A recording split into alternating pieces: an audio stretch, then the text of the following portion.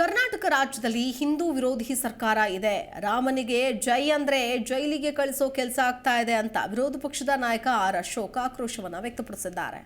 ಮಂದಿರ ಕಟ್ಟಬಾರದು ಅನ್ನೋದು ಕಾಂಗ್ರೆಸ್ ಹುನ್ನಾರ. ಕಾಂಗ್ರೆಸ್ ದೃಷ್ಟಿಯಲ್ಲಿ ರಾಮ ಭಕ್ತರೆಲ್ಲ ಅಪರಾಧಿಗಳು.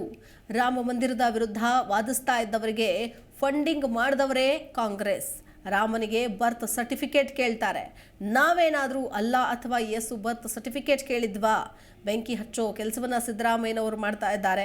ಯಾರದೇ ಮನೆಗೆ ಕರೆದೊಯ್ದರೂ ಕೂಡ ಮನೆ ಹೊಡೆಯೋ ಕೆಲಸ ಮಾಡ್ತಾರೆ ಎಂದಿದ್ದಾರೆ ಆರ್ ಅಶೋಕ್.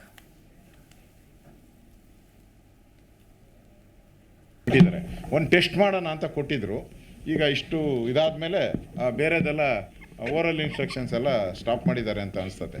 ಏನೇ ಆದರೂ ಇಡೀ ರಾಜ್ಯದ ಯಾರ್ಯಾರು ನಮ್ಮ ಕರಸೇವೆಯ ಕಾರ್ಯಕರ್ತರಿದ್ದಾರೆ, ಹಿಂದೂ ಕಾರ್ಯಕರ್ತರ ಈ ಥರ ಏನಾದರೂ ಮಾಡಿದ್ರೆ ನಾವು ಪೂರ್ತಿ ಇಡೀ ಭಾರತೀಯ ಜನತಾ ಪಾರ್ಟಿ ಇಡೀ ಹಿಂದೂ ಸಮುದಾಯ ಅವ್ರ ಜೊತೆ ನಿಲ್ತೈತೆ. ಅವ್ರಿಗೆ ಅನ್ಯಾಯ ಆಗಕ್ಕೆ ಬಿಡಲ್ಲ ಅನ್ನೋ ಮಾತನ್ನು ಕಾಂಗ್ರೆಸ್ಸಿನ ಈ ಭ್ರಷ್ಟ ಸರ್ಕಾರಕ್ಕೆ, ದುರಾಂಕಾರಿ ಸರ್ಕಾರಕ್ಕೆ ಎಚ್ಚರಿಕೆಯನ್ನು ಕೊಡ್ತಾ ಇದ್ದಾರೆ. ಸಿದ್ದರಾಮಯ್ಯ ಒಂದು ಟ್ವೀಟ್ ಮಾಡಿದ್ದಾರೆ.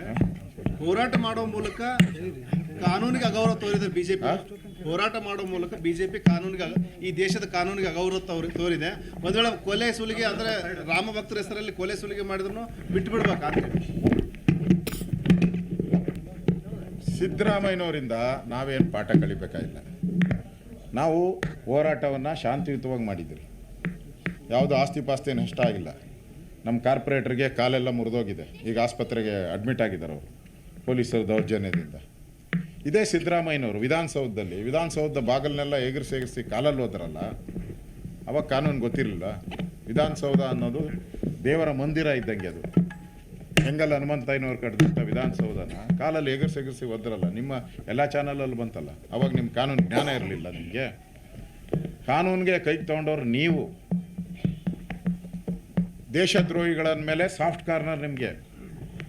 ನಿಮ್ಮ ಒಬ್ಬ ದಲಿತ MLA ಶ್ರೀನಿವಾಸ್ ಅವ್ರ ಮನೆಗೆ ಬೆಂಕಿ ಬಿದ್ದಾಗ, ಅವ್ರನ್ನ ಹಲ್ಲೆ ಮಾಡಿದಾಗ ಅವ್ರನ್ನ ಮಾತಾಡಿಸುವಂಥ ಸೌಜನ್ಯನೂ ಕೂಡ ನೀವು ಮಾಡಿದಂಥವ್ರು. ಮತ್ತು ಆ ಕೇಸ್ನೆಲ್ಲ ವಾಪಸ್ ತೆಗೆದುಕೊಳ್ಬೇಕು ಅನ್ನೋರು ನೀವು. ಅವ್ರ ಪರವಾಗಿ ನಿಂತವರು. ನಿಮ್ಗೆ ಯಾವ ನೈತಿಕ ಅಧಿಕಾರ ಇದೆ BJP ಹೋರಾಟದ ಬಗ್ಗೆ ಕಾಮೆಂಟ್ ಮಾಡೋಕ್ಕೆ?